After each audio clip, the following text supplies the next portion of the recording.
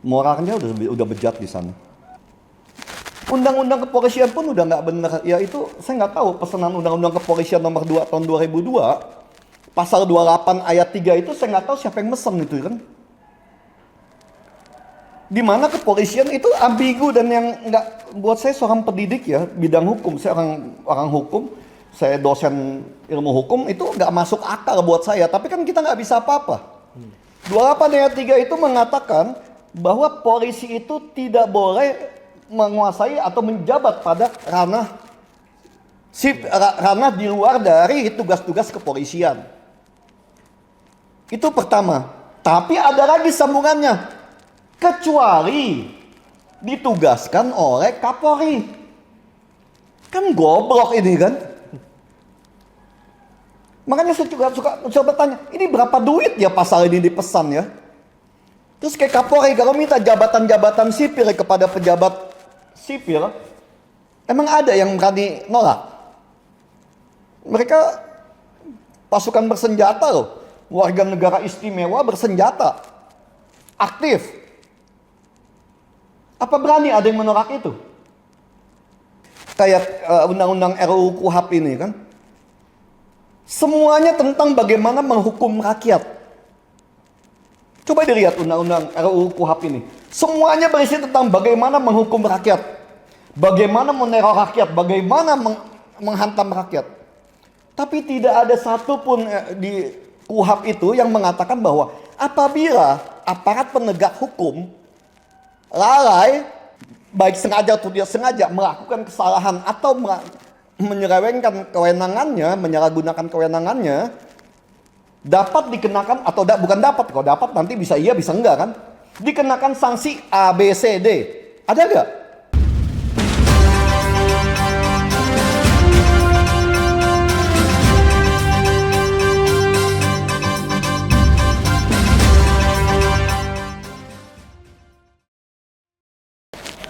Halo Sobat Uta, kembali lagi ke Uta Bicara, talk show-nya Uta 45 Jakarta. Ruang berbagi masalah terkini, meluaskan informasi, dan temukan solusi. Kita kembali lagi ke acara Uta Bicara. Kita interview dengan Bapak Ketua Dewan Pembina Uta 45 Jakarta, Bapak Rudi Darsono. Selamat pagi Pak, gimana kabarnya Pak? Baik. Baik. Jadi di sini juga kita sekarang ada dengan Pak Ardi dari sebagai jurnalis dan wartawan juga, untuk kita sama-sama mengupas kasus-kasus yang sempat ramai belakangan ini, Pak Rudi. Iya. Untuk sebagai penegak undang-undang itu kan kita kan biasa kan ada di ranah kepolisian di sana. Nah ini kan kita lihat beberapa pelaporan, beberapa kasus, beberapa case itu kan justru malah akhirnya tidak efektif atau malah digunakan senjata untuk aparat penegak hukum untuk bisa mengkriminalisasi. Kita juga bisa lihat bagaimana penanganan untuk adanya menyuarakan pendapat juga demonstrasi yang dilakukan secara ada kontak fisik dan juga secara represif dari aparat penegak hukum sendiri. Ini kan mulai muncul seruan-seruan mengenai reformasi kepolisian untuk bisa memastikan bahwa kepolisian sendiri itu bersih.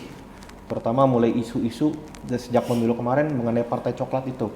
Dari Pak Rudi sendiri, mengenai reformasi kepolisian itu bagaimana pandangan Bapak? Enggak, memang reformasi kepolisian itu harus dilaksanakan secara total. Ya. Kepolisian kita sudah rusak, sudah bobrok. Itu harus secara total direformasi. Kalau saya bilang bukan reformasi lagi ya, harus direvolusi kepolisian itu. Hanya Indonesia yang ada kepolisian negara republik ini yang mempunyai satu kepolisian terpusat di satu negara. Ya. Indonesia aja. Jadi semua diatur oleh satu kepala yang namanya Kapolri. Undang-undang kepolisian pun udah nggak bener. Ya itu saya nggak tahu pesanan Undang-Undang Kepolisian nomor 2 tahun 2002 pasal 28 ayat 3 itu saya nggak tahu siapa yang mesen itu kan. Di mana kepolisian itu ambigu dan yang nggak, buat saya seorang pendidik ya bidang hukum, saya orang hukum, saya dosen ilmu hukum, itu nggak masuk akal buat saya. Tapi kan kita nggak bisa apa-apa. 28 ayat 3 itu mengatakan bahwa polisi itu tidak boleh menguasai atau menjabat pada ranah di luar dari tugas-tugas kepolisian. Itu pertama. Tapi ada lagi sambungannya. Kecuali ditugaskan oleh Kapolri. Kan goblok ini kan. Makanya saya juga suka bertanya, ini berapa duit ya pasal ini dipesan ya? Terus kayak Kapolri kalau minta jabatan-jabatan sipil kepada pejabat sipil, emang ada yang berani nolak? Mereka pasukan bersenjata loh, warga negara istimewa bersenjata, aktif. Apa berani ada yang menolak itu? Kan saya sebagai akademisi ya, kita liatin ini semua segala macam. Ini undang-undang kok jadi bisa ngebikin undang-undang ngawur begini kan? Kayak undang-undang RUU KUHP ini kan? Semuanya tentang bagaimana menghukum rakyat. Coba dilihat undang-undang RUU KUHP ini. Semuanya berisi tentang bagaimana menghukum rakyat. Bagaimana meneror rakyat, bagaimana menghantam rakyat. Tapi tidak ada satupun di KUHP itu yang mengatakan bahwa apabila aparat penegak hukum lalai atau dengan sengaja, baik sengaja atau tidak sengaja melakukan kesalahan atau menyelewengkan kewenangannya, menyalahgunakan kewenangannya, dapat dikenakan atau bukan dapat, kalau dapat nanti bisa iya bisa enggak kan, dikenakan sanksi A, B, C, D. Ada nggak? Nggak ada kan? Paling demosi atau kode etik. Negara apa ini? Undang-undang semua hanya dipakai untuk menghukum rakyat, untuk menakut-nakuti dan mengintimidasi rakyat, mengkriminalisasi rakyat. Terus kalau para bandit yang menjalankannya itu berbuat salah atau melakukan kesalahan atau sengaja menjalankan atau menyalahgunakan kewenangannya, nggak diapa-apain. Maka saya selalu sampaikan, ini saya yang goblok atau mereka yang memang terlalu pintar untuk menjual harga diri bangsa ini. Itu aja yang kita ini kan, ya. Jadi agak lucu, agak aneh ini. Dari Pak Rudi sendiri, reformasi kepolisian itu, jadi dari strukturnya maupun esensinya lebih baik seperti apa dirubahnya itu? Yang paling pertama adalah harus dipisahkan. Kepolisian itu Kamtipmas dan Polantas. Pengawasannya Propam tidak boleh ada di sana. Propam itu pengawasan atau internal affair yang kita sebut ya, kalau di luar negeri itu internal affair, itu tidak boleh ada satu badan dengan kepolisian. Itu yang paling utama.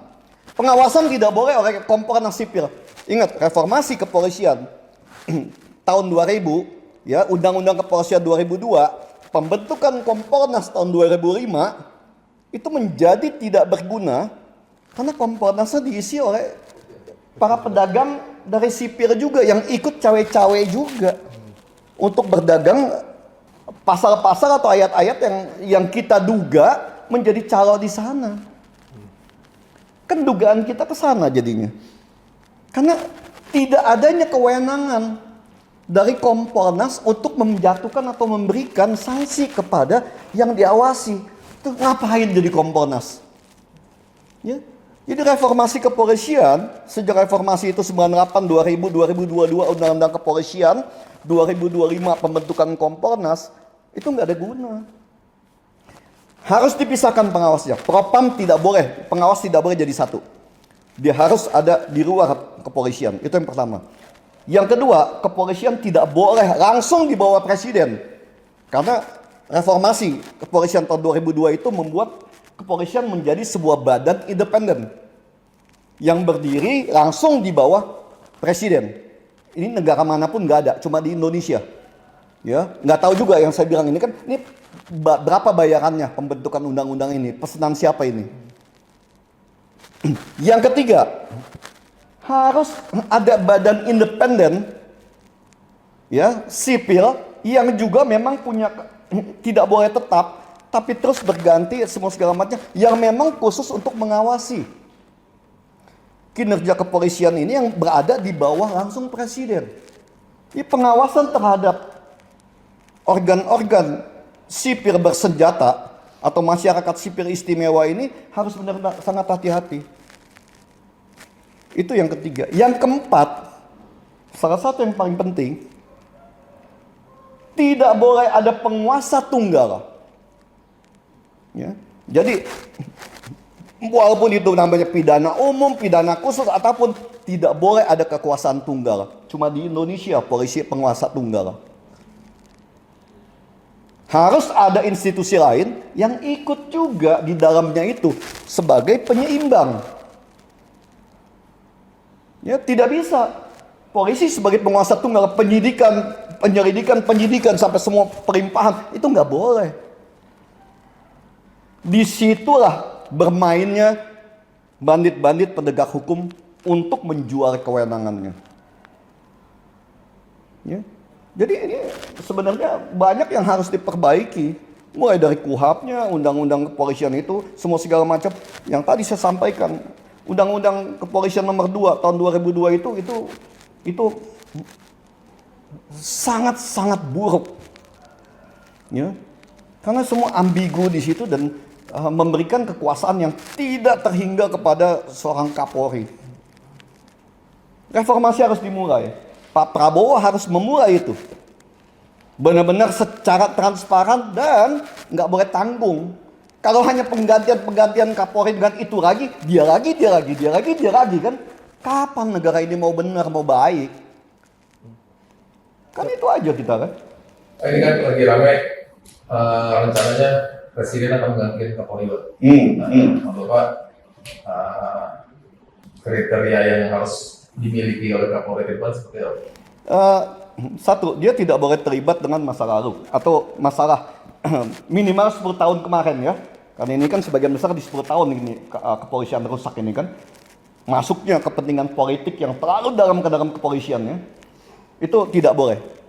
Jadi ini hanya saran ya, karena kita nggak punya kemampuan kan untuk minta Pak Prabowo atau Presiden ini untuk apa ini begini, nggak bisa kan? Ya. Tapi saya hanya memberikan masukan, tidak boleh terlibat dengan kekuasaan polisian di dalam 10 tahun zamannya era Jokowi. Ya ini harus benar-benar total bersih. Kalau belum ada atau masih dianggap ini belum siap, ambil seseorang yang jangka waktu kekuasaannya itu hanya sementara. Walaupun tidak ada Kapolri PLT atau PJS kan.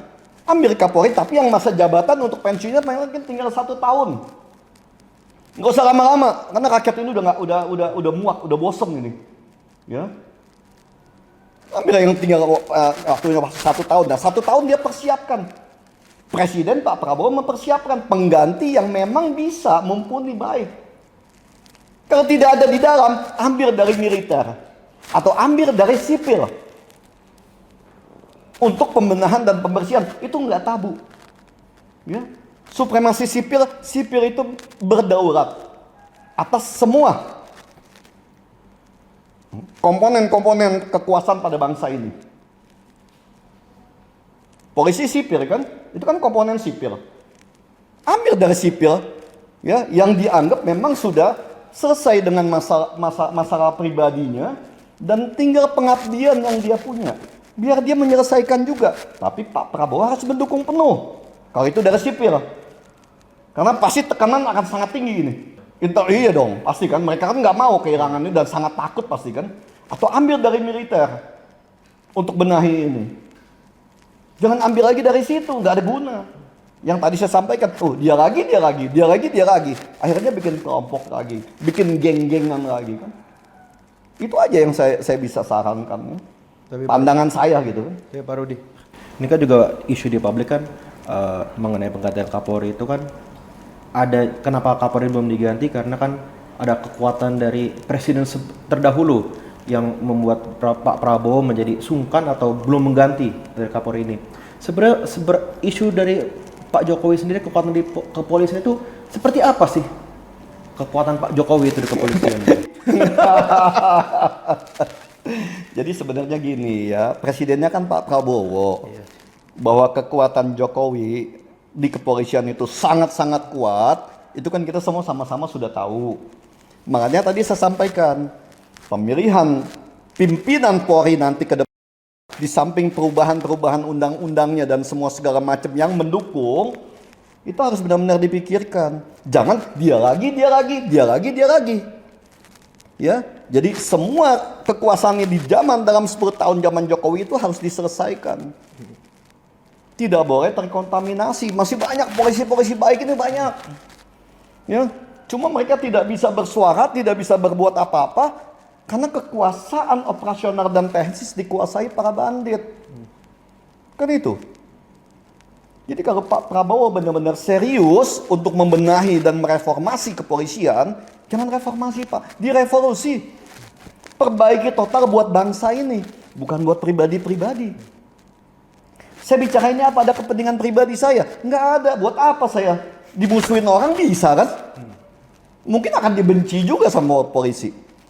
Tapi nggak apa-apa, saya berbicara untuk masa depan bangsa saya. Ya, saya berbicara untuk NKRI.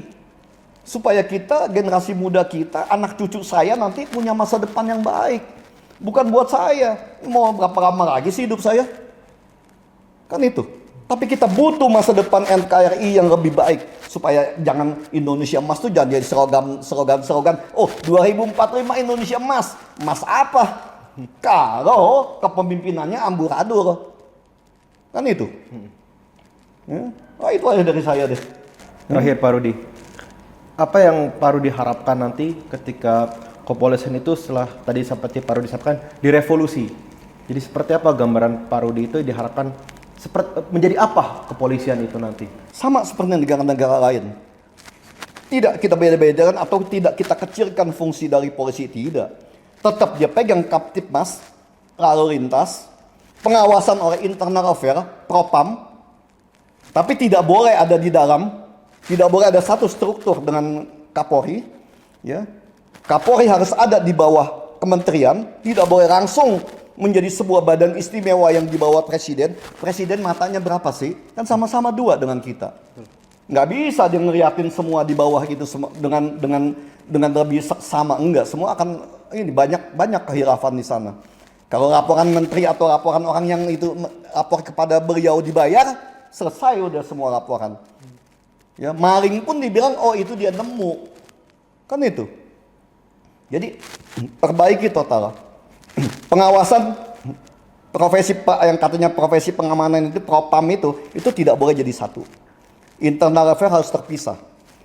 Kepolisian harus dibawa kementerian. Kepolisian harus fokus kepada tugas pokoknya. Kamtibmas dan lalu lintas.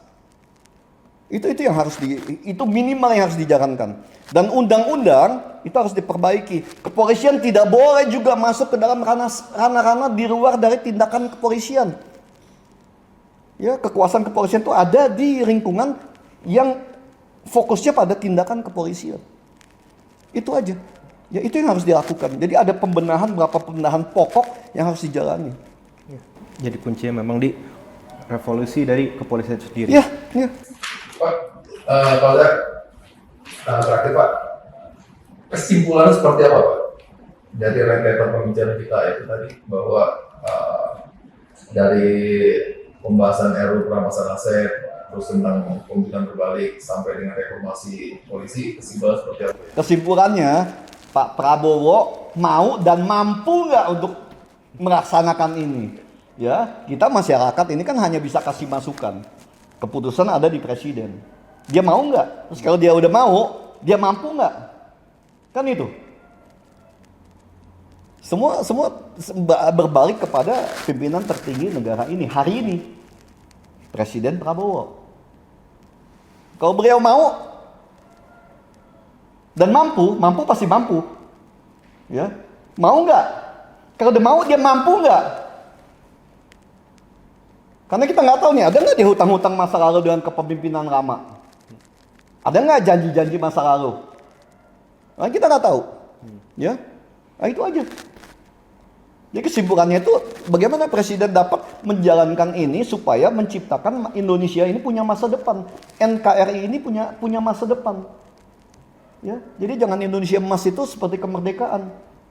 Kita dijanjikan surga, tapi yang dikasih ke kita yang kita terima ini neraka. Kan itu, ya. Itu aja, mau nggak Pak Prabowo ini menjalankan itu dengan baik dan benar sesuai dengan undang-undang yang ada di dunia ini. Enggak, bukan kita bikin oh ini secara khusus Indonesia, enggak. Dunia tuh seperti itu. Demokrasi itu seperti itu. Ada pembagian tugas dan kewenangan yang jelas di sana. Ya, jangan kita alergi, oh itu militer, oh enggak, bodoh kita itu kan. Dibodohi terus kita oleh bayaran-bayaran dari para koruptor ini. Ya, yang ingin mengesampingkan atau menyingkirkan sebuah organ yang begitu penting. Organ militer yang memang masih punya kemampuan untuk mengamankan NKRI. Kan itu. Apalagi? Hah? Udah cukup dari kami. Terima kasih Pak Rudi atas waktunya. Oke. Dan juga masukan-masukannya untuk bangsa ini. Ya, mudah-mudahan bisa memberikan masukan dan pencerahan buat kita semua. Amin, amin. Ya, walaupun saya mungkin akan banyak musuh juga nanti kan masa bodoh deh. Ya, terima kasih juga dengan Pak Andri sudah membantu kita untuk mengulik mengenai perampasan aset ini dan juga mengenai kepolisian itu sendiri. Nah, Sobat Uta, mari kita sama-sama kita kawal undang-undang perampasan aset ini dan juga bagaimana Pak Prabowo bisa mereformasi dan merevolusi kepolisian ini agar bisa menjadi suatu badan penegak hukum dan juga badan untuk bagaimana menjaga kehidupan kita bernegara sebagai masyarakat Indonesia ke depannya. Oke Sobat Uta, jadi kembali lagi nanti kita akan berbincang-bincang lagi dengan Pak Rudiono Darsono. Dan seperti biasa, kita akan kembali lagi di Uta Bicara, talk show-nya Uta 45 Jakarta, ruang berbagi masalah terkini, meluaskan inovasi, dan temukan solusi. Jangan lupa di like, share, dan juga subscribe video ini ke kawan-kawannya supaya kita bersama-sama kita kawal Indonesia menjadi lebih baik lagi. Terima kasih Pak Rudi atas waktunya. Oke, terima kasih ya. Terima kasih Pak Andri. Oke, makasih ya Dwi. Oke.